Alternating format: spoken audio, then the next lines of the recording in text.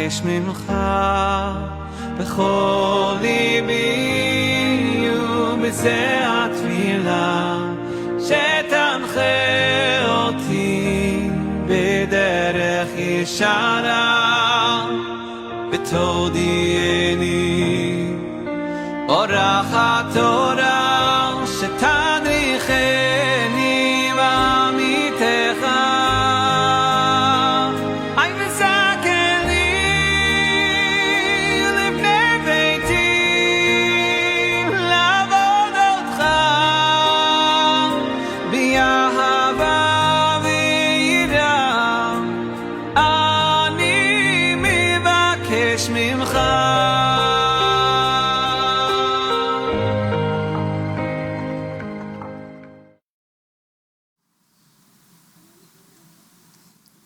Amém. Pessoal, bom dia. Paz e graça a todos. Depois desse período de férias, que vocês tiveram na escola bíblica, vamos retomar. Nós estamos estudando 2 Samuel, hoje, capítulo 10 e 11, tá? 2 capítulos hoje, capítulos 10 e 11. Vamos orar. Senhor nosso Deus, nós queremos te agradecer por estarmos hoje na tua presença, nesta manhã, na tua casa, diante da tua palavra. Nós pedimos que o teu Espírito Santo continue a nos orientar e que tudo aconteça conforme a tua vontade. Venha esclarecer, venha nos ajudar a discernir, venha fazer com que essa manhã seja altamente produtiva na tua presença. Nós queremos consagrar tudo ao Senhor, em nome de Jesus, amém e amém. Ok, hoje nós temos o desafio de 2 capítulos, não são grandes, tá? Mas precisamos fazer os 2. Nós viemos de capítulos anteriores, onde Davi tinha se estabelecido como rei, sobre Judá e sobre Israel, todos lembram? E nós vimos a partir do capítulo 6, o Davi trazendo a arca da aliança de volta para Jerusalém, só estou recapitulando. Em seguida, no capítulo 7, nós vimos o Davi desejando construir uma casa fixa para Deus, e por fim ele descobre que era Deus que estava construindo uma casa para ele, através de um legado geracional, que culminaria no nascimento de Jesus. Depois, no capítulo 8, nós vimos as diversas vitórias de Davi, sobre várias nações, lembram? E nós chegamos por fim, no capítulo 9, o último estudo, onde nós vimos o Davi se mostrando benevolente, com alguém da casa de Saul, que alguém que ainda existisse, na casa de Saul. Então ele descobre o Mefibosete, que está morando em Lodebar. Todo mundo alinhado com isso? Ok. Hoje no capítulo 10, nós vamos ver Davi querendo também fazer benevolência, só que com pessoas de outras nações estrangeiras. Já não é do povo de Judá nem Israel. Por que ele quer fazer benevolência? Ele está nesse afã de fazer benevolência, Ele quer usar de benevolência com algumas pessoas estrangeiras, alguns povos estrangeiros, como forma de gratidão, Nós vamos ver hoje ele agindo com gratidão, e isso também são marcas de pessoas vencedoras, O Davi não vencia somente em campo de batalha, mas ele procurava também vencer nos aspectos relacionais. A gente vê isso claramente aqui no capítulo 10, quando ele tenta fazer benevolência a um povo estrangeiro. Vamos para o versículo 1 para iniciar. Diz assim: e aconteceu depois disto, depois de quê? Depois que ele fez benevolência a Mefibosete, ok? Tirou Mefibosete de Lodebar, e agora, depois disso, nesse afã de benevolência, de bondade, de fazer coisas grandes, o Davi, ele vai entrar em outro episódio. O texto diz: aconteceu depois disso que morreu o rei dos filhos de Amon, ou seja, o líder dos amonitas, e seu filho Anum, ou Hanum, tanto faz porque é nome próprio, reinou em seu lugar. Quem eram os amonitas? Vamos prestar atenção. Eles eram inimigos dos israelitas em geral, principalmente no período do reinado de Saul. Então, na época que Saul era rei, os amonitas eram inimigos em potencial do povo de Israel. Todo mundo conectado? Mas quando Saul perseguia o Davi, o rei amonita Naás usou de benevolência com Davi. A gente precisa entender isso aqui. Os amonitas eram inimigos do povo de Israel no período de reinado de Saul. Como Saul estava perseguindo Davi, não sei se foi intenção política dos amonitas, eles deram algum favorecimento para Davi, certo? Usaram de benevolência com Davi. Não existem mais amonitas nos dias de hoje, tá, gente? Não existe essa entidade política e cultural de amonita, não tem. Eles desapareceram por volta do século 6 a.C., os amonitas. Pastor, mas quem seriam os amonitas então? Esse povo se dispersou, se misturaram com outras nações, e hoje seria uma parte deles o grupo que habita na Jordânia atual de hoje, tá? Mas não existe mais como nação, entendido? Então vamos para o versículo 2. Então disse Davi: eu usarei de benevolência com Anum, filho de Naás, como seu pai usou de benevolência comigo. Enviou Davi e os seus servos, e alguns soldados, para consolá-lo acerca do seu pai, e foram os servos de Davi à terra dos filhos de Amon. Então o que o Davi quer fazer aqui? Ele está agindo num gesto diplomático, ok? De honra e respeito, para tentar retribuir a mesma benevolência ao filho de Naás, que morreu, que é o rei Anum. Ele vai enviar alguns soldados, alguns servos, como forma de consolar esse rei por causa da morte do pai e parabenizá-lo, porque afinal agora ele vai tomar uma nova posição, ele vai se tornar um rei. Entendido isso? É um povo estrangeiro, é um povo hostil ao reino de Saul, ao rei de Israel, mas o Davi, ele tinha se dado bem com esse povo, ele fez uma certa aliança, ele teve um período que ele recebeu benevolência dessa nação, vamos dizer assim, tudo bem? Entendido?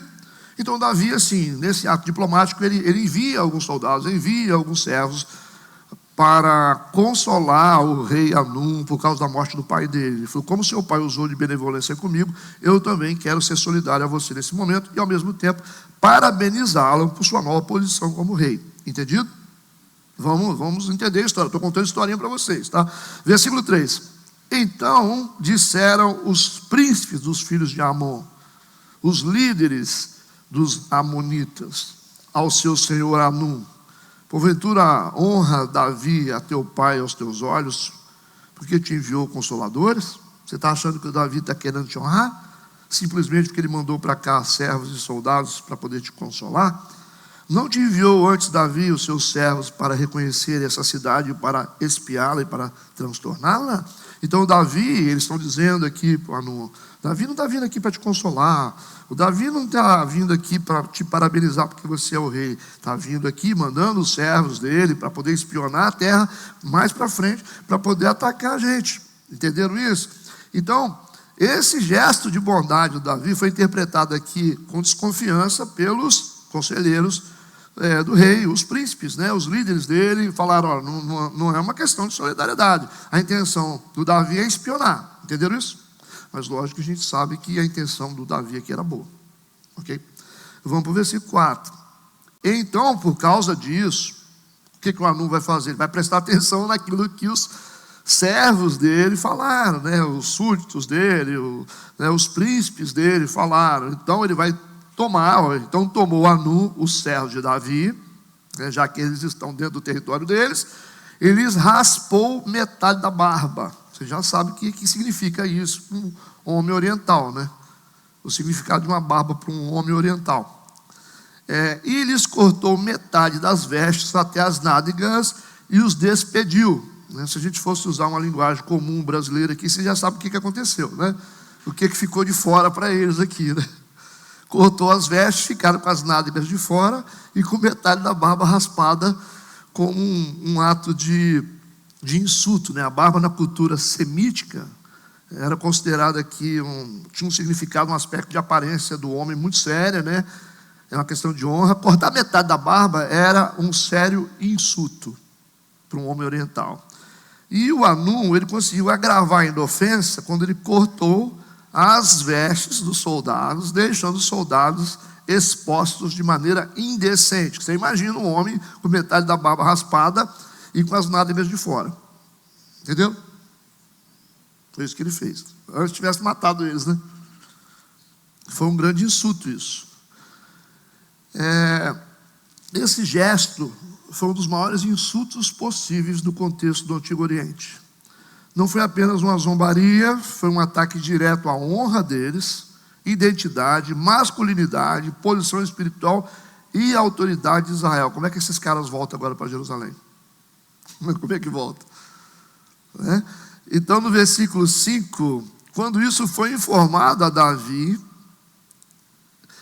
ele enviou mensageiros a encontrá-los, porque estavam aqueles homens sob maneira envergonhados. Mandou o rei dizer-lhes: deixa-vos estar em Jericó, até que vos torne a crescer a barba, e então voltai. Ele não deixou que esses homens voltassem para Jerusalém, e preferiu deixar eles em Jericó. Para quê? Para evitar a maior humilhação pública. Entende isso? Porque ele está enviando eles para Jericó por alguns motivos. Primeiro, porque Jericó era uma cidade de passagem, né? Era uma cidade mais discreta, menos movimentada. Jericó ficava afastado de Jerusalém. E Jerusalém era, na verdade, um centro político e espiritual. Então tinha muita gente. Entende? É como se você falasse: não vai voltar para Colatina, você vai voltar para o interiorzinho. Vocês ficam lá até a barba de vocês crescer de novo. Depois vocês voltam para a cidade, né? Então Davi estava evitando um constrangimento. E o Jericó, geograficamente, ficava no caminho de quem vinha de Amon. Entendido por que ele mandou para Jericó? Para evitar maior constrangimento para eles. Eles estão lá isolados até que as barbas cresçam novamente e que as nádegas sejam tapadas e costurada a roupa deles. Versículo 6. Tendo, pois, os filhos de Amon, vendo, né, que se tinham feito abomináveis, eles sabiam qual seria a reação de Davi, porque o Davi era bom em fazer vingança, tá? Ele era ótimo nisso. Então, os filhos de Amon fizeram a provocação, e eles, percebendo que tinham se feito abomináveis para com Davi, o que eles fazem? Enviaram os filhos de Amon e alugaram dos filhos de Bet-Reob e dos filhos de Zobá 20.000 homens de pé, e do rei de Maaca 1.000 homens, e dos homens de Tobi 12.000 homens. Então, para se proteger, o que eles vão fazer? Para se protegerem contra a vingança, né, israelita, os amonitas aqui, eles vão contratar 33.000 soldados mercenários de várias cidades arameias ao norte. São os sírios, lembra que eu falei sobre arameu e sírio? Então eles vão contratar mercenários sírios, naquela época eram arameus, né, para lutar contra Davi. Porque afinal os amonitas não eram páreos para Davi. No versículo 7, ouvindo Davi ficou sabendo, né, eles estão contratando mercenários, Davi, porque eles sabem que você vai retalhar. Então, ouvindo Davi, enviou a Joabe, Joabe aqui, e a todo o exército dos valentes. A gente já sabe que Joabe é um grande líder militar, né? Nós estamos vendo as proezas dele aqui. O texto está dizendo que, ouvindo Davi, enviou a Joabe e a todo o exército dos valentes. Dá a impressão que ele escolheu uma equipe de elite do exército dele, mas não foi isso que aconteceu. Embora o termo apareça aqui, exército dos valentes, e é usado isso em várias passagens bíblicas, como um seleto grupo de guerreiros, mas na verdade Davi está usando todo o efetivo dele, tá? O contexto vai mostrar para vocês que ele vai usar todo o efetivo do seu exército para essa guerra. Sigamos, eu só estou narrando o que está acontecendo. Versículo 8: e saíram os filhos de Amon e ordenaram a batalha à entrada da porta. Mas os sírios de Zobá e Reob, os homens de Tobi e Maaca, estavam à parte no campo. Vamos entender isso aqui, tá bom, igreja? Uma estratégia militar combinada dos amonitas. O que eles vão fazer? Um grupo, os amonitas, eles têm a cidade deles, têm os muros, eles escolheram ficar na frente do portão da cidade, para proteger a cidade, para evitar que os israelitas entrassem pelo portão principal da cidade. Então, eles se emparelharam assim, aquele exército todo, na frente do portão, de frente da muralha deles, e pediram os mercenários para ficar nas matas. Vocês vão ficar mais nas matas. E o que nós vamos fazer? Se eles vierem de frente, nós temos o exército dos amonitas que vão atacar de frente, enquanto isso os sírios vêm por trás deles e atacam eles. Entenderam ou não entenderam? Está entendido? Então, no versículo... Então, a ideia aqui é uma estratégia militar combinada. Dos sírios contratados, que são os arameus, e os amonitas que estão na cidade, protegendo a cidade. No versículo 9, vendo, pois, Joabe... Vendo como? Vendo não, foi avisado, né? Eles têm espiões. Vendo, pois, Joabe que a batalha estava preparada contra ele pela frente e pela retaguarda. Entenderam o contexto agora? Pela frente e pela retaguarda. Escolheu dentre todos os homens de Israel e formou-os em linha contra os sírios. E o restante do povo entregou na mão de Abisai, seu irmão, o qual formou em linha contra os filhos de Amon. Então ele vai dividir o povo de Israel em dois exércitos, e vai colocar o irmão dele, que é esse Abisai, que é um cara altamente perigoso. Abisai, ele é impetuoso e sanguinário, muito mais do que o Joabe. Ele coloca o irmão numa posição tal. Vou reler o versículo 9, presta atenção. Vendo, pois, Joabe que a batalha estava preparada contra ele, pela frente e pela retaguarda, escolheu dentre todos os homens de Israel e formou-os em linha contra os sírios. Ok? Então, quem vai atacar os sírios que estão escondidos no campo será o Joabe. E o restante do povo entregou na mão de Abisai, seu irmão, o qual formou linha contra os filhos de Amon. Entenderam a organização militar aqui? O irmão dele, Abisai, vai atacar o exército que está diante da cidade, de frente do portão principal. E o Joabe vai ficar responsável para atacar os soldados que estão no campo aberto. Então, essa resposta militar do Joabe foi também uma estratégia combinada, com uma parte do exército com o Joabe e outra parte com o irmão dele. Entendido? Como estou entendendo? Porque isso aqui é uma narrativa só de estratégia militar. É isso que está acontecendo aqui no capítulo 10. E a nossa intenção aqui é entender os movimentos de Deus no meio disso. Versículo 11. E disse... Joabe vai dizer, se os sírios forem mais fortes do que eu, no sentido de que, se a gente começar a perder a batalha, tu me virás em socorro. E se os filhos de Amon forem mais fortes do que tu, falou para Abisai, irei a socorrer-te. Entenderam isso? Dá a impressão que eles vão atacar ao mesmo tempo. Dá a impressão, enquanto que o Abisai ataca os amonitas na frente do portão, ao mesmo tempo Joabe ataca os sírios no campo. Mas não vai ser assim. Na verdade, Joabe vai atacar primeiro. Por quê, pastor? Porque o contexto vai dizer. Por isso que ele está dizendo, olha, se acontecer que no momento que eu atacar os sírios no campo, se você perceber como? Ia ser dado um sinal, provavelmente com um chofar, algum instrumento, que eu estou perdendo a batalha, eu vou te dar um aviso, você vem me socorrer. Ok? Essa é a ideia. Foi depois que você estiver lutando contra eles, contra os amonitas, se você começar a perder a batalha, eu vou te socorrer. Entendido? Mais interessante no versículo 12, que é o diferencial aqui dos amonitas e dos sírios, é que o Joabe vai dizer o seguinte: esforça-te, pois, e esforcemo-nos pelo nosso povo. Existe aqui uma filosofia de guerra. Existe aqui uma filosofia, ou podemos dizer, um tipo de fé empregada nessa guerra, que é diferente dos inimigos. Ele disse, esforça-te e esforcemo-nos pelo nosso povo. É uma guerra que será feita de honra em defesa do seu povo. Isso conta muito, né? Isso conta muito no momento da gente batalhar, quando a gente tem uma intenção, uma fé, uma filosofia, um valor empregado nas nossas lutas. Entende o que eu estou falando? Uma coisa é você lutar por lutar, outra coisa é você lutar com algo empregado, assim, uma crença, alguns valores empregados, aí você torna o soldado muito mais eficiente. Ok? Uma coisa é você, porque aqui não há o compromisso dos amonitas aqui, né, provocaram Davi, vamos lutar. O compromisso dos sírios, nós fomos contratados, né, nós vamos matar aqui, não tem, entende?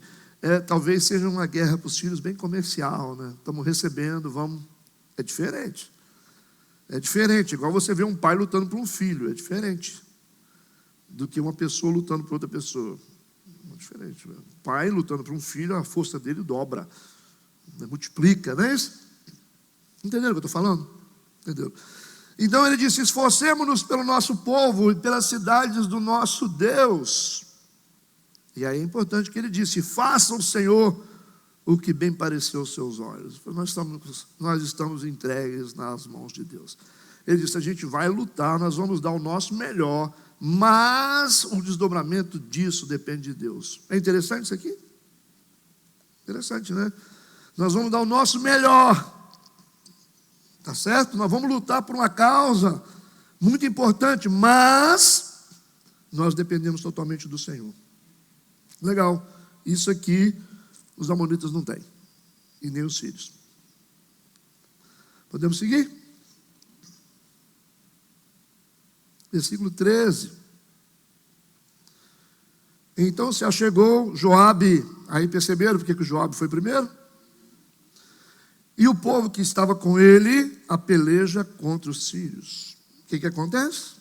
Fugiram de diante dele. Perdeu a batalha. Os sírios perderam a batalha para o Joabe. Começou.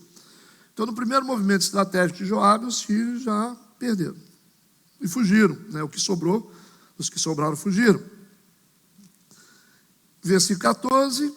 Não precisou nem do Abisai fazer nada, porque o Abisai estava numa distância de controle simplesmente do exército que estava na frente das muralhas. Ele não estava lutando ainda, ele estava só, tipo assim, estavam lá na muralha, eles do outro lado assim, só no controle, né, psicológico. E vendo os filhos de Amon, que os tiros fugiam, também eles fugiram de diante de Abisai.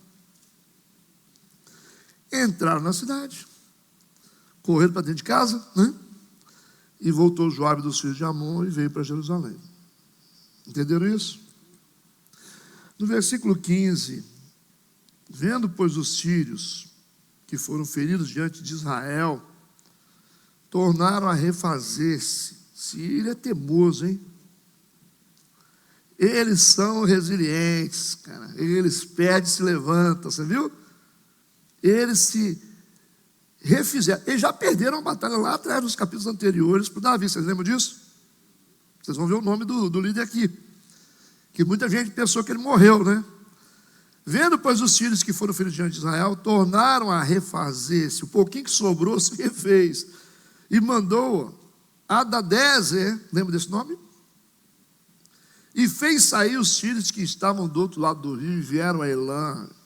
E Sobaque, capitão do exército de Hadadezer, marchava diante deles. Aí o que vai acontecer? O Hadadezer vai recrutar sírios de todas as partes agora, contra o Davi. E esse Hadadezer aqui não é brincadeira não, né? É um poderoso rei. Ele sofreu uma derrota, lutando com Davi, mas ele se recuperou da derrota. E nessa nova batalha aqui, o exército dele vai perder novamente, mas ele vai se refazer novamente. Resiliente, né? Coisa que a gente deveria aprender. A não se deixar abater. Versículo 17. Do que informado Davi disso, que o exército está se refazendo, ajuntou a todo Israel e passou o Jordão e foi a Elã. Por que Davi leva esse exército para Elã? O que Davi está fazendo?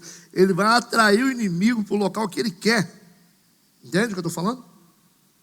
Porque o Davi, sabendo que o Hadadezer está recrutando os sírios de diversas partes para atacar ele, o que ele vai fazer? Ele junta o exército de Israel e passa o Jordão e vai para uma geografia chamada Elã. E os sírios se puseram em ordem contra Davi. Só que o Davi está numa geografia chamada Elã, e pelejaram com ele. Porém, os sírios fugiram de diante de Israel, e Davi feriu dentre os sírios aos homens de 700 carros, puxa, que fossem os sírios, hein? E 40.000 homens de cavalaria. Feriu também a Sobaque, capitão do exército, que morreu ali. O que é interessante para a gente entender aqui? Vamos entender uma coisa importante aqui. Como é que o Davi conseguiu vencer esse exército que tinha bigas e muitos cavaleiros? Lembrando que Israel luta somente com infantaria. O que é infantaria? Soldado a pé. Como é que pode, né? Interessante, né? Você imagina um grupo de sírios gigantescos, furiosos, com bigas e cavalos. Eles estão montados em cavalos e tem soldados em bigas, geralmente 3 soldados, né? Em cima, 2 arqueiros e um cara conduzindo. Como é que o exército de Israel conseguiu vencer esses homens? A pé. O exército de Israel não usa cavalo. O exército de Israel não usa bigas. Porque Deus falou, não é por cavalos e nem por carros. É pelo Senhor. Aí você vai dizer assim, pastor, mas é porque Deus veio e... Ok? É por isso? O que vocês acham? É porque Deus veio e resolveu o problema? É por isso? A gente pode ir assim, do jeito que a gente quer, Deus vem e resolve o problema para a gente. O que chama a atenção de vocês aqui? Vamos ver quem descobre?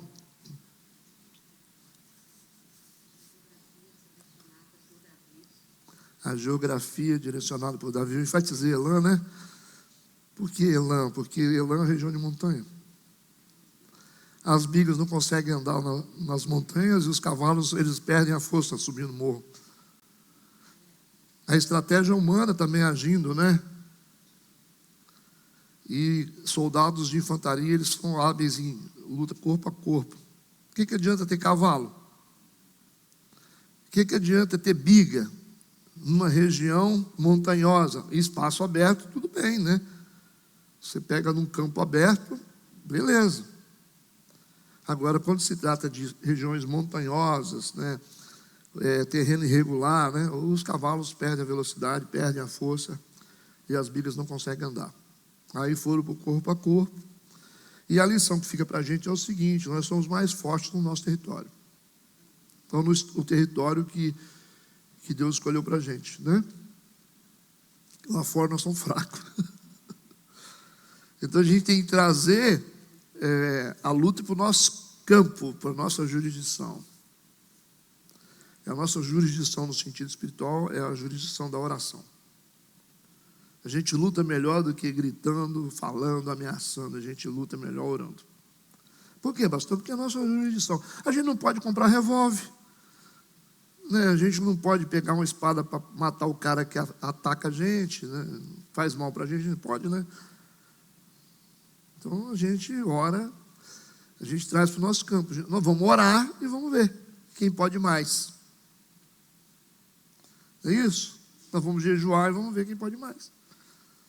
É assim, quando alguém ameaçar vocês, você vai lembrar que as armas das nossas milícias não são carnais, né? Mas são poderosas em Deus. Por isso que a gente, às vezes, fica aí querendo medir força com as pessoas, né? É complicado, mas eles sempre perdem a luta. Pode ter o que tiver, dinheiro, poder. Quando nós vamos para o nosso campo de atuação como cristãos, ninguém vence a gente. Essa que é a verdade.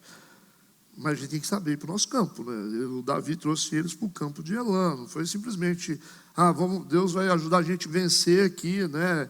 No campo aberto. Ficava bem complicado. Mas vamos pensar, vamos usar as nossas armas, amém? Todo mundo entendeu o que eu falei? No versículo 19, a gente termina o capítulo 10, Vendo, pois, todos os reis, servos de Hadadés, que foram feridos diante de Israel, fizeram paz com Israel. Eles quebraram a aliança com Hadadés, fizeram aliança com Davi, e o serviram, e temeram os sírios de socorrer aos filhos de Amon. Ficaram do lado do que estava mais forte também, essa é uma ação política, né? Romperam a aliança com Hadadés e fizeram aliança com Davi. Tem política também aqui, né? Ficar do lado de quem está ganhando, né? Tudo bem? Agora vamos para o capítulo tenso da Bíblia. Vamos para outra guerra. A guerra vai virar assim agora, né? Vai ser diferente, totalmente diferente, né? Davi era um grande guerreiro, vocês já viram, né? O cara que saiu lá do campo se tornou um grande guerreiro, um grande militar. Só que o diabo, ele sabe mudar o tipo de guerra. Ele muda.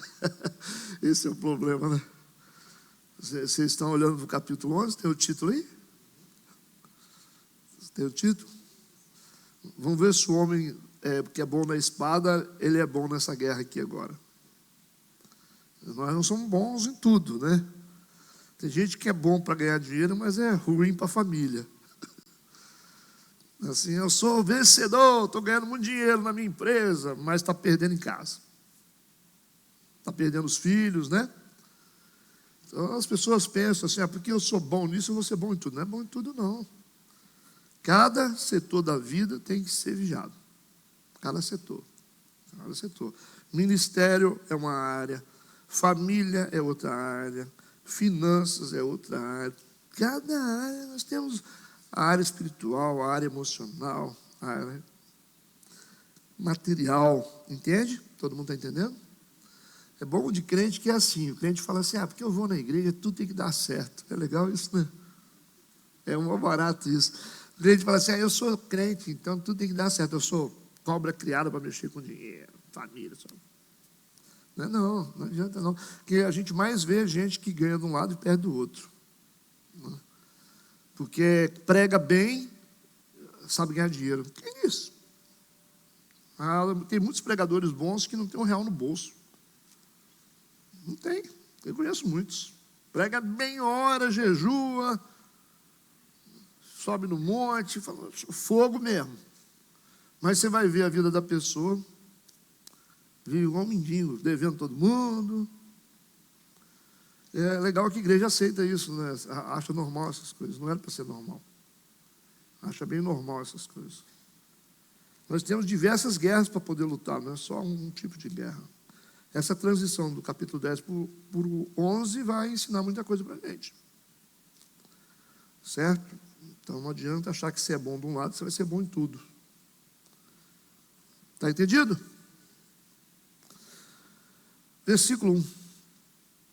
E aconteceu que, tendo decorrido um ano, no tempo em que os reis saem à guerra, enviou Davi a Joabe e com ele os seus servos, e a todo Israel, e eles destruíram os filhos de Amon e cercaram a Rabá.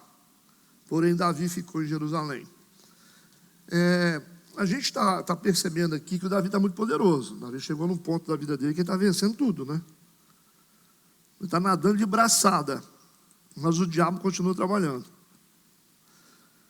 E o Davi, com todo esse poder, ele vai se dar o luxo agora de ficar em casa quando ele deveria ter ido para a guerra. Era a época dos reis estarem na guerra, não era para ficar em casa. O Davi falou, sabe uma coisa? Vou quebrar esse protocolo. E tudo que acontecia com a nação de Israel era determinado por Deus. Não eram eles que faziam as regras, tudo. Até a organização do exército. Tudo era determinado por Deus. Mas veja bem, aconteceu que, tendo decorrido um ano, no tempo em que os reis saem à guerra, enviou Davi a Joabe. Ele mandou o Joabe com ele e os seus servos e a todo Israel. E eles destruíram os filhos de Amon e cercaram a Rabá. Porém, esse porém aqui que arrebenta. Porém, Davi ficou em Jerusalém. A gente começa a perceber a vulnerabilidade emergente quando nós estamos nos lugares errados. Ok? Quando nós estamos, está conectado à geografia que eu falei lá atrás, tá? Como nós nos tornamos vulneráveis quando nós estamos nos lugares errados. Conectou com o capítulo 10? Só se vocês não prestarem atenção.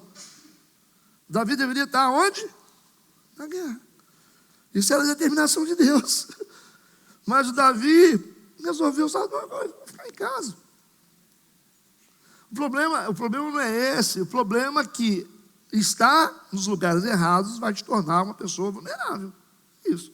A construção começa por aí. Eu acho que ele chegou a ter tanto poder que ele achou que ele poderia mudar as geografias sem autorização divina. Não é isso? Vai falar, estou mandando mesmo, né? Estou nadando de braçada, porque a gente começa a ganhar muito, e toda hora a gente está ganhando, que a gente começa a achar que é a gente que está no comando, mas não é.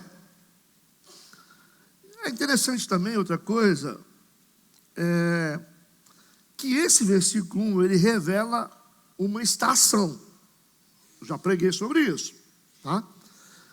Quem tem a tradução King James aí, para mim, fala para mim, leia da King James, ou os meninos colocam ali, tradução King James. O que está escrito? Na época da primavera. Ah, bom. Olha lá. Na época da primavera. Então seria assim, na época da primavera, lê, Dudu, em voz alta. Na época da primavera, no tempo em que os reis costumavam sair para as batalhas, o rei Davi enviou Joabe, com ele os seus oficiais e todo o exército de Israel. E eles destruíram os amonitas e sitiaram Rabá. Entretanto, Davi permaneceu em Jerusalém. Gente, olha como que a Bíblia é fantástica, né? Quem é que tem tradução que está dizendo na época da primavera aí? Você tem? Primavera. Então, apareceu a primeira estação, primavera. Depois vem o que? Verão? Outono e inverno. A Bíblia joga exatamente na primavera, que representa a estação das flores, que Davi está numa fase boa, não é isso? Está vencendo tudo, está tudo tranquilo, e o texto fala na época da primavera. Interessante, né? Justamente na estação das flores, tudo é flor. Está ganhando, está tudo certo, está tudo beleza. Então, assim, é um período onde a gente fica à vontade. E espiritualmente à vontade, porque é primavera. Dá até para cantar a música lá do Tim Maia. É primavera, te amo. Depois corta, não vou falar que eu estou desviado. Os religiosos falam, né? É mó barato religioso, né? É bom que a gente se diverte, né? Se não tiver religioso, a gente não tem o que pregar, né? A gente vai atacar como? As piadas surgem a partir da religiosidade. Então, vocês perceberam? Então, vai juntando isso na cabeça de vocês, que é primavera representando a estação de tudo é flor. Onde está tudo bem, onde a gente fica bem à vontade, achando que vai dar tudo certo, que a gente pode fazer o que a gente quer. Não é isso? Então, o versículo 1 sinalizou uma estação. Uma estação. Versículo 2. E aconteceu que numa tarde, Davi se levantou do seu leito. Poxa, Davi, você está dormindo bastante, hein? A primavera é assim, dorme, né? De tarde, ele levantou da cama de tarde. Vocês viram que está no texto? O cara ficou em casa, era para ter ido para a guerra, e ele está dormindo à vontade. Não é dormir até meio-dia, igual muitos aqui, não. Está dormindo até de tarde, talvez até 4 horas da tarde. Ele se levanta do seu leito e andava passeando no terraço da casa real. Por que será que ele está levantando e andando, passeando no terraço da casa real? Ele está tomando uma fresca. Não é mais ou menos isso? Ele está passeando. Como é que você vai para a varanda fazer o quê? Está tomando uma fresca. Por quê? Porque está tomando uma fresca? Porque vai mudar a estação. Vai sair da primavera, vai entrar no verão. Entenderam, não? Ele está tomando uma fresca e viu do terraço uma mulher que estava lavando, tomando banho, pelada, eu acrescento. Por quê? Porque é verão. Está com a janela aberta por causa do calor. Tomando um banho de tarde, nua, lógico, né? E com a janela aberta ainda. Significa o quê? Esse versículo 2 está indicando o verão aqui entrando ou não? Não passou a primavera? A primavera do Davi vai começar a acabar e vai entrar o que agora? O verão do Davi. A Bíblia não é brincadeira não, viu? E a mulher é muito formosa. E qual é a característica do verão? É a estação de quê? Da nudez. Não é? Ou não? Nós estamos entrando agora, né? Qual é a estação? Nudez. É a estação dos shortinhos, é a estação dos biquínis, da praia, né? Não é? Então tem a ver a Betseba aqui tomando banho com a janela aberta? Tem sentido, não tem? E ele também tentando se refrescar. Ela está tentando se refrescar lá e ele tentando se refrescar em cima. Por que ele está se refrescando em cima? Porque ele é rei. O refresco do rei é no alto. Vocês nunca vão esquecer desse capítulo. Vocês vão falar assim: vocês perderam a escola bíblica. Agora, qual a intenção dessa mulher de tomar banho com a janela aberta? Talvez representa a estação do verão. A nudez dela representa a estação. A gente já viu Davi dormindo até tarde. Sobe no terraço para se refrescar. E é interessante que a subida do Davi, nessa estação de nudez, alinha o Davi com uma brecha, chamada janela.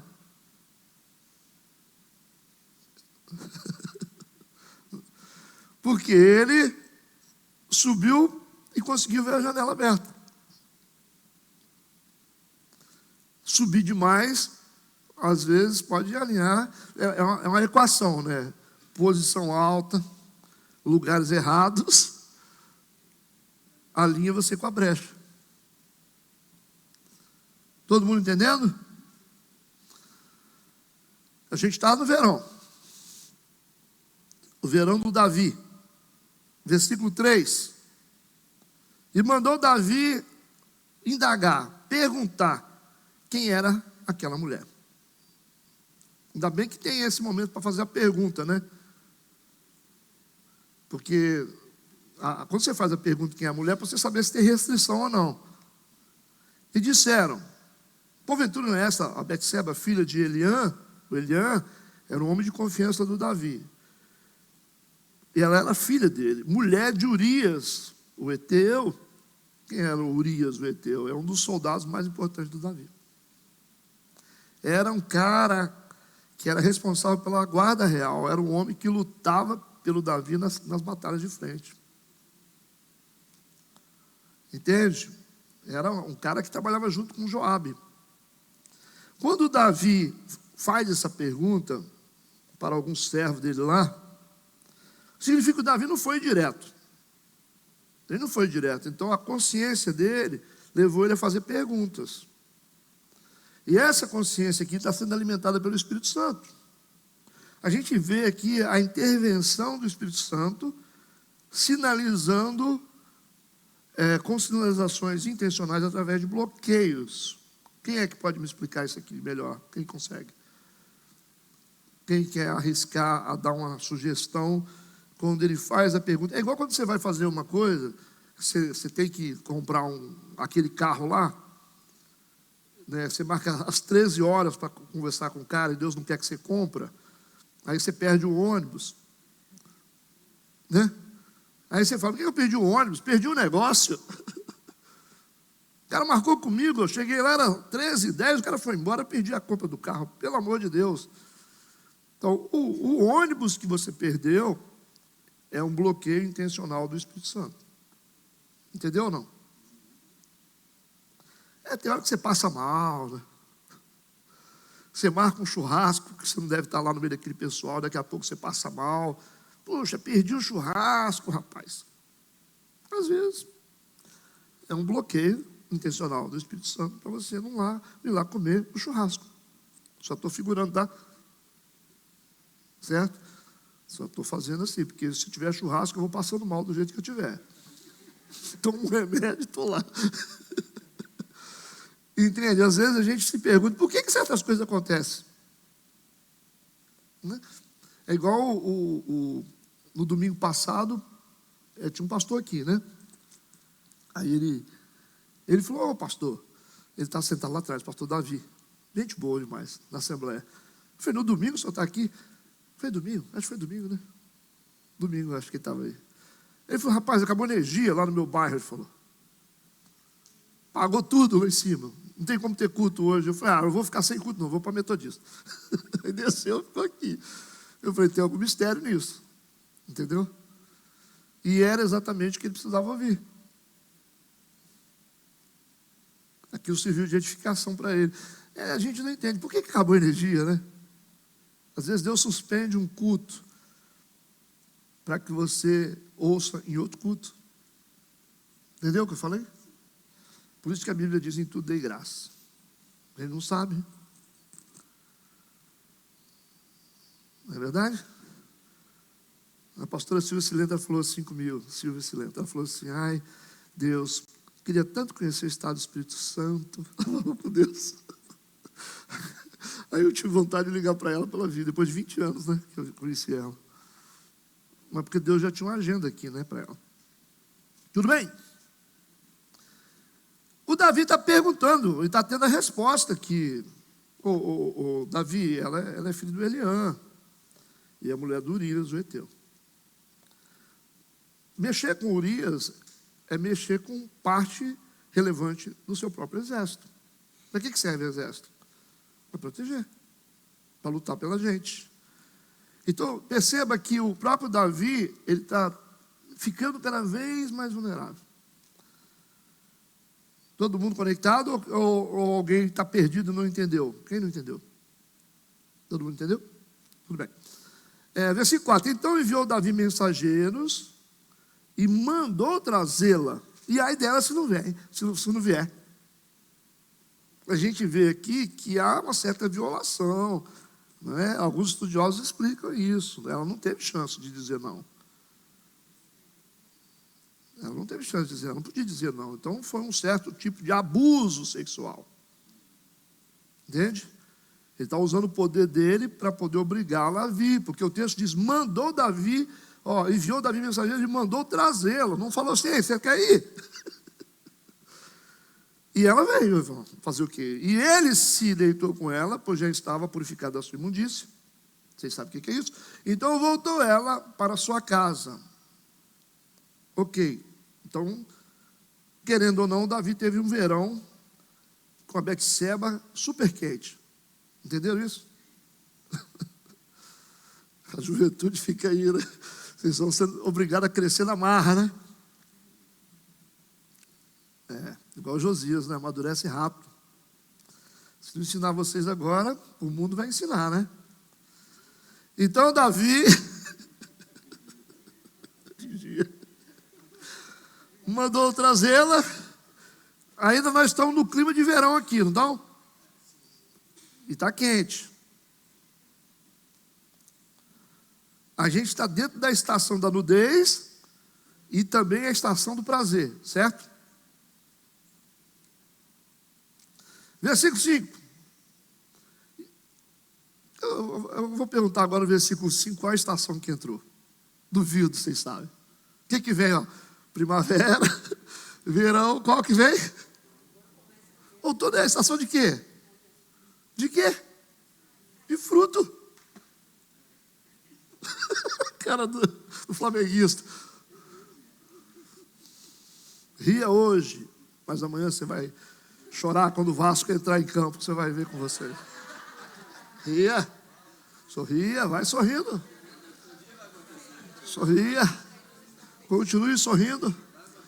Os últimos rirão melhor. Só para descontrair. Igreja tradicional não pode fazer isso não, tá, gente? Pecado. Então, no versículo 5, a gente entrou de cabeça na estação do outono. É na sequência, né? E concebeu. E mandou dizer a Davi, estou grávida. Então entrou na estação do outono, que é a estação do fruto. Deu fruto. Alguém quer fazer algum comentário? Cuidado com o comentário, hein? Podemos seguir. Versículo 6. Então Davi mandou dizer a Joabe: envia-me Urias, o heteu. E Joabe enviou Urias a Davi. Vindo, pois, Urias a ele, perguntou a Davi como passava Joabe, como estava o povo e como ia a guerra. Depois disse Davi a Urias: desce à tua casa, lava os teus pés e... Você já sabe, né? E saindo Urias da casa real, logo lhe foi mandado um presente da mesa do rei. Até mandado um champanhe, né? Sem álcool. Falou: Urias, você veio da guerra, Urias, vai para casa, toma um banho, leva essa champanhe aqui sem álcool e vai lá comemorar com sua mulher. O que o Davi está fazendo aqui? Está querendo transferir a culpa para a própria vítima, né? Ele está querendo transferir a culpa para o pobre do Urias. Urias sai da casa real, o rei manda um presente para ele, porém Urias deitou na porta da casa real com todos os servos do seu senhor e não desceu à sua casa. Ele preferiu ficar dormindo lá de fora junto com os soldados. Porque o Davi está tentando, ele não sabe, mas o Davi está tentando transferir a culpa para ele. Ele quer dar um jeitinho na situação sem se comprometer. Não é isso? Versículo 10. O Davi piorou a situação dele demais aqui.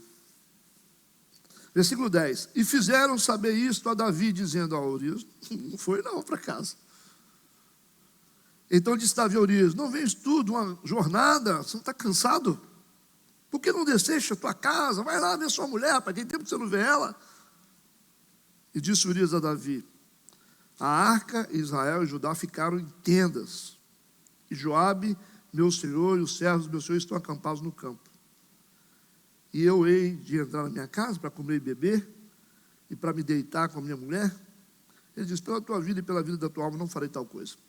A intenção do Urias aqui é boa, porque ele quer simplesmente ficar junto com os soldados dele. Ele não quer ter mordomia no momento que os soldados estão todos lá no campo, né? Ele falou: eu quero ficar junto com eles, eu não tenho intenção de ter mordomia nesse momento. A intenção dele é boa, ele não sabe de nada. Ele não sabe de nada. Sem saber, né?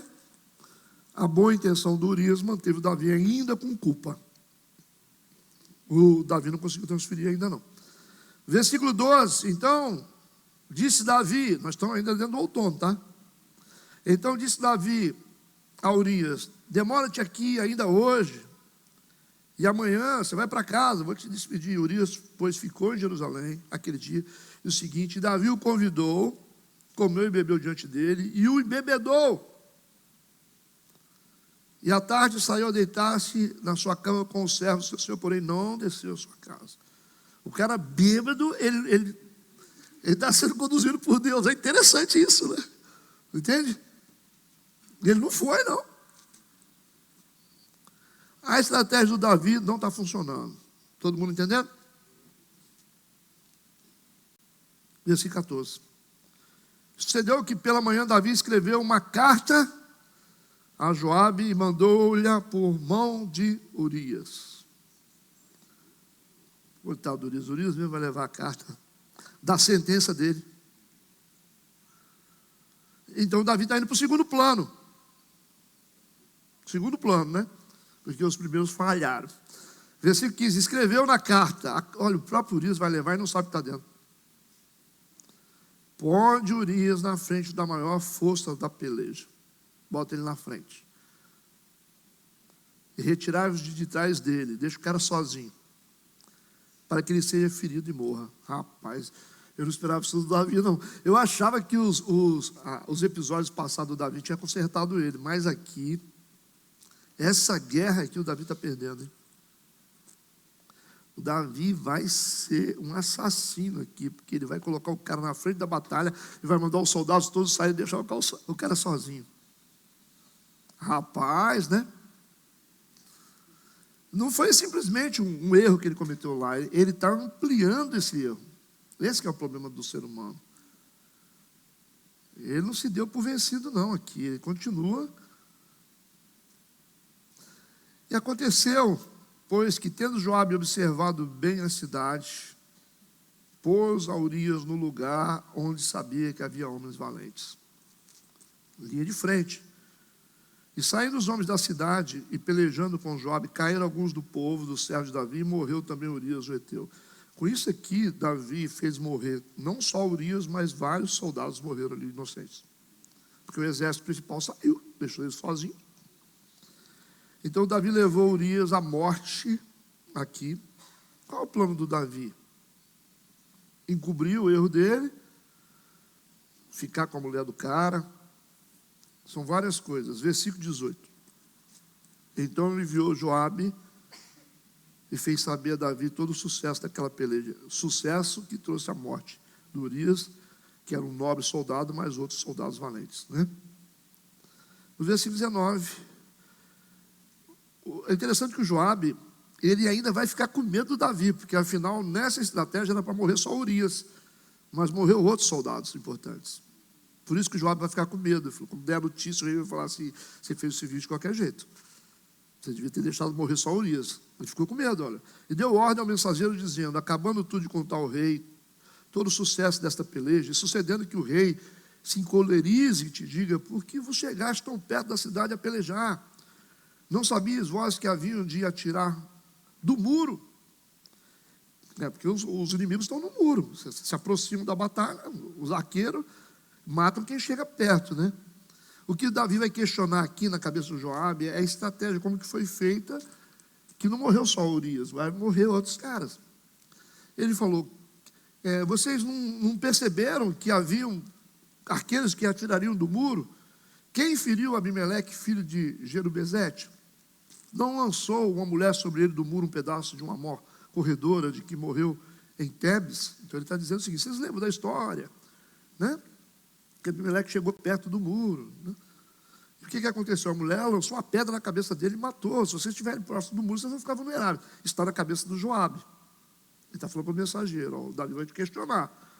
Por que vocês chegaram ao muro? Por que chegaste ao muro? Então dirás: também morreu teu servo Urias o heteu. Tá? Quando ele perguntar por que morreu tanta gente de forma imprudente, você fala: morreu Urias. Aí o rei vai ficar alegre, né?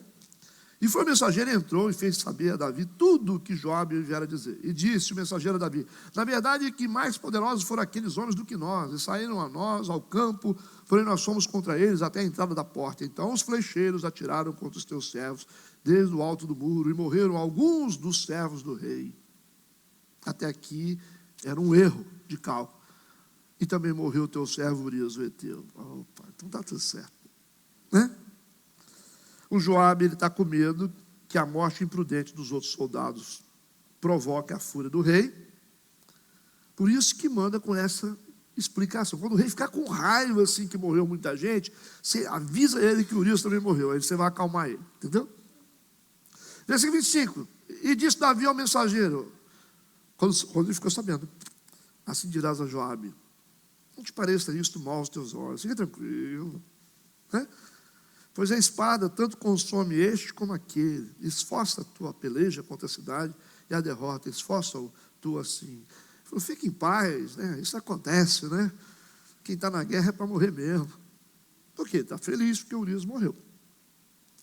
Versículo 26. E ouvindo, pois, a mulher de Urias, né? Vocês sabem quem é? A Betseba, que seu marido estava morto, lamentou a seu senhor. Por que ela está lamentando? Porque, afinal, esse texto prova de que ela não foi por vontade própria se encontrar com Davi.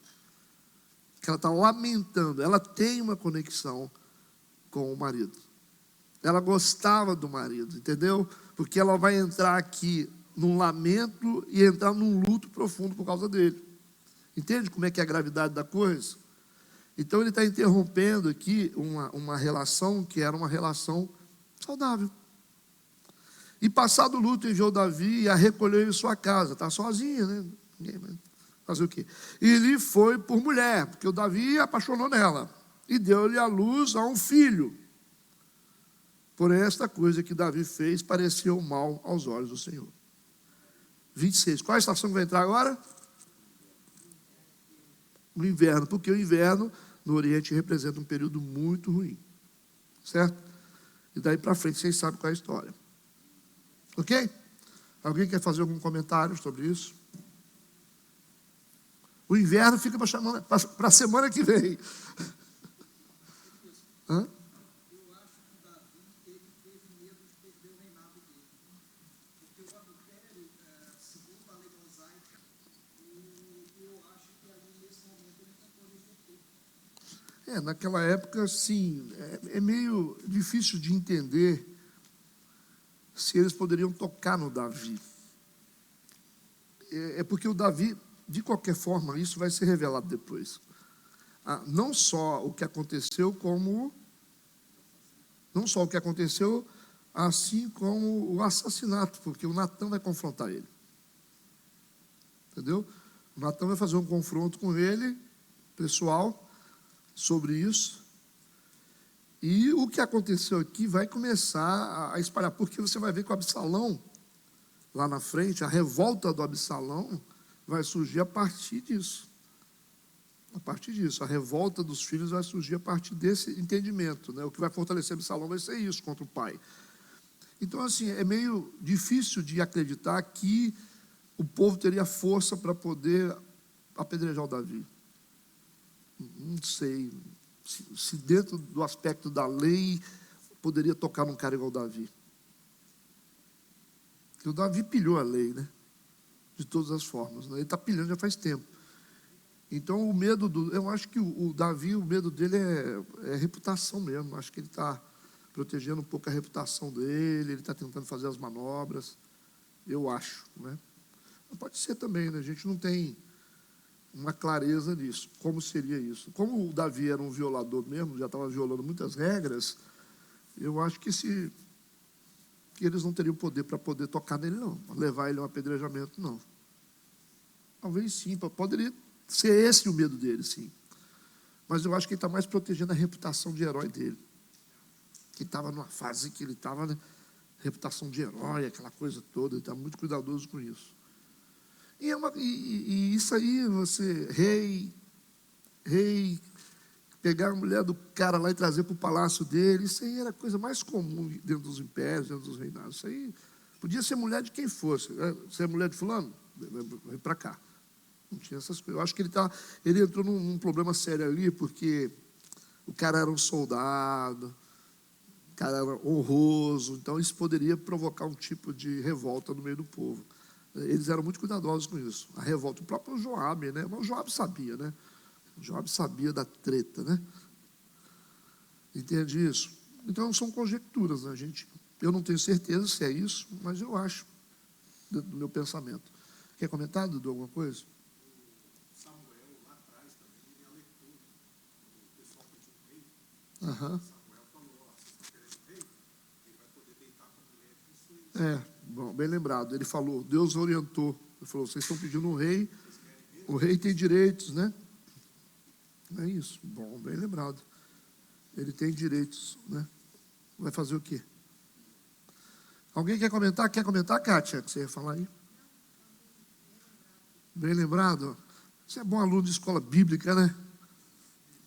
Tá ligado, né?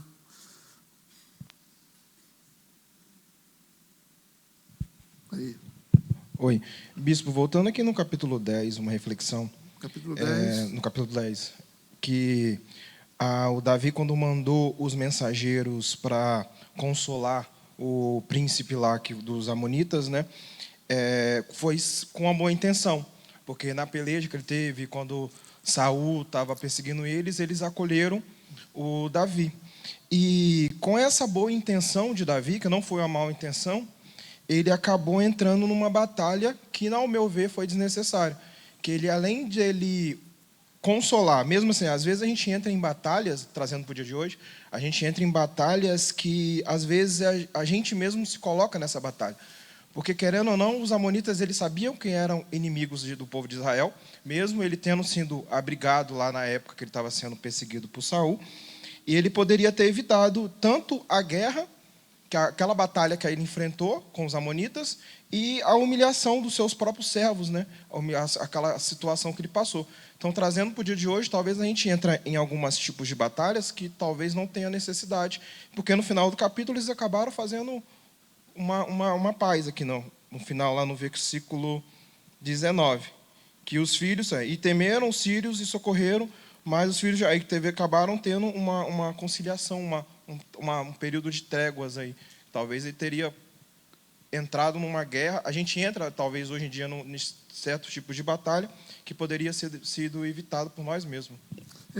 Uma coisa interessante que está mais aprofundado no estudo, mais profundo aqui, para a gente entender, os amonitas e os moabitas, eles são descendentes de Ló. E eles vieram exatamente daquele ato incestuoso do Ló com as filhas. Entende? Então, eles nascem a partir daquilo ali, os amonitas e os moabitas. Então, há um legado de maldição que vem dali. O incesto é algo relacionado às questões sexuais, né? A imoralidade. E isso pode ter legitimado na vida do Davi essa batalha. Eu vou te falar por quê. Vocês lembram do Jefté? O Jefté é a mesma coisa. O Jefté, ele vai travar uma luta, ele é convidado para travar uma luta contra um espírito que ele era refém, que a mãe do Jefté era prostituta. Então, havia uma maldição na família já, que a mãe dele era prostituta. Ele foi gerado nesse contexto, Jefté. Quando ele vai enfrentar os amonitas, né, há uma fusão de amonita com moabita ali, né, que são povos bem parecidos, né, que eles vieram da mesma raiz.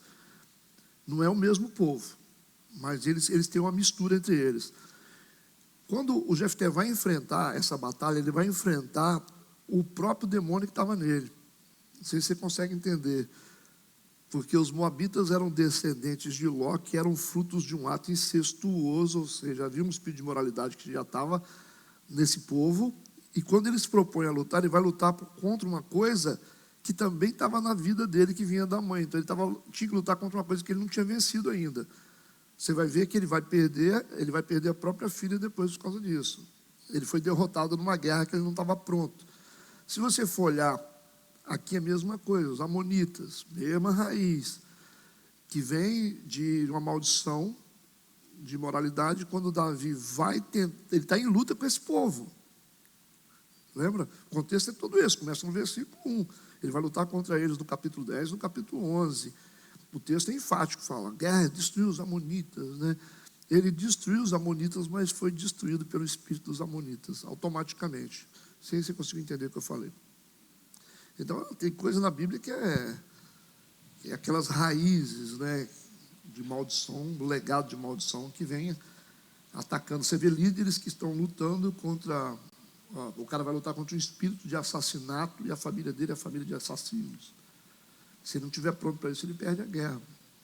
Igual as pessoas falam assim, fulano que já foi assassino, ele é bom para poder evangelizar assassino. Não é, a equação não é essa, não. Não é essa. É perigoso. Quem garante que o assassino realmente foi mudado? É igual o cara que foi pedófilo, ele vai evangelizar e mudar a vida de pedófilos. Não é muito assim, entendeu? Quem foi cachaceiro tem autoridade para poder evangelizar cachaceiros. Não é assim, a equação é essa. Não é, porque a gente pensa que porque eu vim para a igreja, eu venci. Não. Você foi para a igreja. Você corre muito mais risco de você enfrentar uma guerra que você mesmo não venceu. Quem viveu uma situação tem uma experiência para ajudar, a gente sabe disso. Mas não te qualifica assim, né, oficialmente para você ser autoridade naquilo. E as igrejas têm esse negócio. O ex-ladrão pode evangelizar os ladrões que saíram, que roubam. Não, como assim? É mais perigoso, ele ficar por lá. É mais fácil ele ficar por lá. Ué. Se você tiver uma libertação bem feita, completa, né, com frutos, aí legal. Agora o que a gente vê, o cara ex-homossexual. Aí você fala, ex-homossexual, qual o processo que ele passou para ser ex? Ele veio na frente e levantou a mão, mas não é só isso não. É todo dia a gente vai mudando devagar e a gente vai vendo pelos frutos da pessoa que ela vai produzindo. Aí daqui a pouco, nós vamos fazer o seguinte, ele vai evangelizar os homossexuais que chegaram na igreja. Por quê? Ah, porque ele era. Qual a chance disso dar errado, vocês acham? É muita. A chance de dar errado é grandiosa. Então, assim, é melhor você pegar uma pessoa que está fora disso do que... Depende, as pessoas têm esse negócio. Confio, né? Mesmo homossexual, daqui a pouco está lá. Porque o cara homossexual que não foi liberto totalmente, aquele espírito fica rodando em volta dele. E química de homossexual é assim, é à distância, eles se conectam à distância. O cara está aqui, o outro está lá e olha assim, o outro olha para ele. Ué, não? É isso aí, está tudo certo. As informações já passam, sim, via Wi-Fi. Eles se comunicam pelo olho. Está tudo certo, irmão. Eu já viajei uma vez com um pastor que foi dessa área, né? Que o jeitão dele... não, tem que ter uma sequela. Não, vamos parar, é melhor. E ele não estava totalmente convertido, não está até hoje, né? Mas aí veio um rapaz lá com a mochila bonitão, esse cara, né? Grandão, olho claro, né? Cabelão bonito, cara bonito, né? Todo assim, mochilão nas costas, com um modelo. Mas sempre tem aquela coisa que revela, né? Aí os dois se conectaram à distância. Negócio de 30 metros assim, os dois, pum, os olhos. Eles vão andando assim, ó. Aí sentou um de frente para o outro, meu amigo, não adianta. Aí o pastor baixava a cabeça assim, depois olhava, não tem jeito. Essa conversão aí foi conversão assim, Paraguai, né? Tem que ter fruto. Tem que ter fruto. Tem que tomar cuidado com essas coisas, não é? Pessoa traumatizada por alguma coisa, passou por situações, era um abusador. Aí o cara falou, pastor, aí vocês vão falar assim, pastor, o senhor tem que acreditar, ter fé. Ok. Então tá, vocês são pessoas de muita fé, nas mudanças assim que se comunicam, não é? Quando tiver algum pedófilo ex que vier para a igreja, deixa sua filha passar uma noite na mesma casa que ele. Ou um serial killer que matou 50 pessoas, dorme na mesma casa que ele. Você dorme? Ué, porque você não tem fé? Ué, entende como é que é a nossa fé? É assim, eu não vou, né? O cara, quem dorme com o serial killer convertido? Ué, tem pastor que a irmã saiu da igreja dele, foi para outro lugar, abriu uma igreja do lado, levou os irmãos, o pastor mandou matar e enterrou, porque ele era ex-assassino. Matou as duas irmãs. É porque a igreja acha que as coisas são assim. Levantou a mãozinha na frente, estão mudados. Se fosse assim, 30 anos nesse negócio, a gente está mudando ainda. A gente nunca está pronto. Tem que saber fazer as coisas. Cada coisa no seu lugar. Supervisionado, tá? Você vai, mas supervisionado. É assim que funciona. Mudou. Quem é que garante? Cadê o gráfico? Cadê as credenciais, os carimbos do cartório que confirmam a sua mudança? Entende? É mais ou menos assim que eu estou falando. Não é que eu estou sendo cético, estou sendo realista. Sendo realista. É por isso que o cara é ex-ladrão de banco, virou pastor, aí passou 5 anos, o cara roubou a igreja e fugiu. Era ladrão, só virou ladrão gospel. Mudou nada. Ué? Mudou o quê? Mudou nada. Esses pastores ladrões que tem aí sempre foram ladrões, velho. Desde pequenininho. Não mudou. Aí foi para a igreja, ficou... É macumbeiro, tem macumbeiro que é macumbeiro, vira macumbeiro gospel, fica com misticismo dentro da igreja. É a mesma coisa. Você vê, tem crente que é macumbeiro, acredita nos negócios, no misticismo, o trejeito, e não sei o quê, o balançar para lá daquele jeito. Aí você fala, rapaz, isso não é umbanda. A pessoa da umbanda, ela conhece o movimento do umbandista. Então tem movimentos dentro da igreja que você vê, é de umbandismo, não é de evangélico. Alguns movimentos, não sei o que, é umbanda. Aí o umbandista, ele bate o olho e fala, pastor, aquela mulher lá é da umbanda? Não, é crente, é convertido. Mas na umbanda eles fazem a mesma coisa. Por quê? É um umbandista gospel. Mesma coisa. Vidente, macumbeiro gospel, tem as senhorinhas, os senhorinhos macumbeiro, que você vai na casa deles para ter revelação. Você fala assim, hoje eu vou lá na casa da dona não sei o que lá, ela mora lá em cima, e o que ela faz? Chega lá, ela fala a minha vida toda, e aí o que você faz? Aí eu deixo uma cesta básica para ela, ela falou, não precisa de nada não, mas eu dou um dinheirinho para ela, fica essa coisa toda, que o que é isso? É macumba gospel. Você tem um guru gospel. A igreja gosta disso. Tem exceções, né? Mas boa parte do povo evangélico gosta disso. Da senhorinha da revelação. Ela não curou nem o filho dela, que é maconheiro, não teve a revelação para resolver o problema do filho maconheiro, mas está guiando a sua vida, dizendo o que você tem que fazer com a sua família, e você vai porque você acredita mais nela do que na Bíblia. É macumba.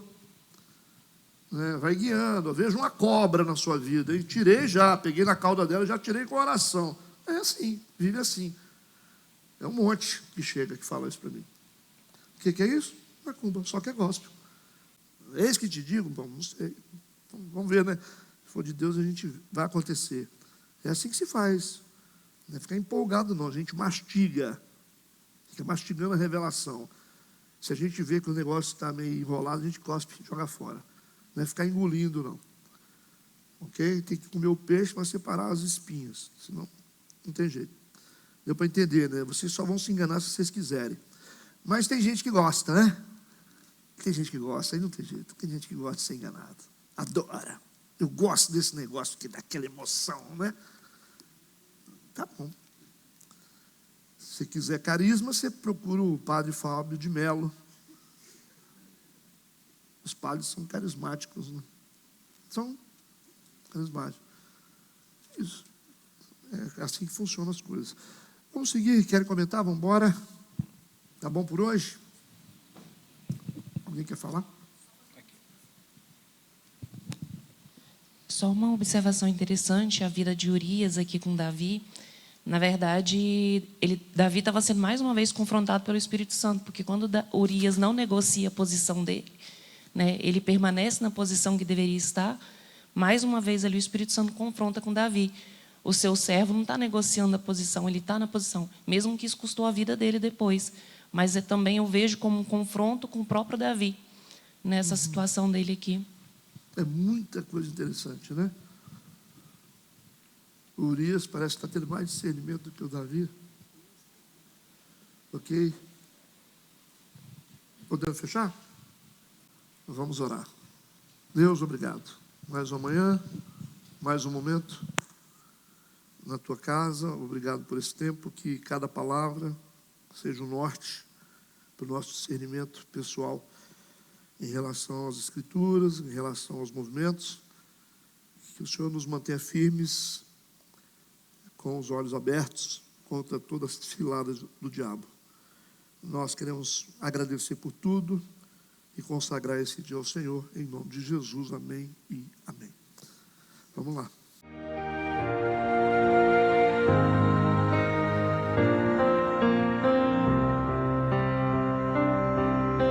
ריבונו של עולם, אני מבקש ממך בכל ליבי ובזה התפילה, שתנחה אותי בדרך ישרה, ותודיעני אורח התורה, שתדריכני בעמיתך.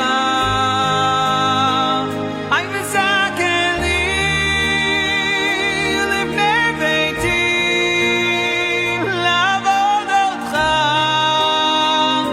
באהבה ויראה. אני מבקש ממך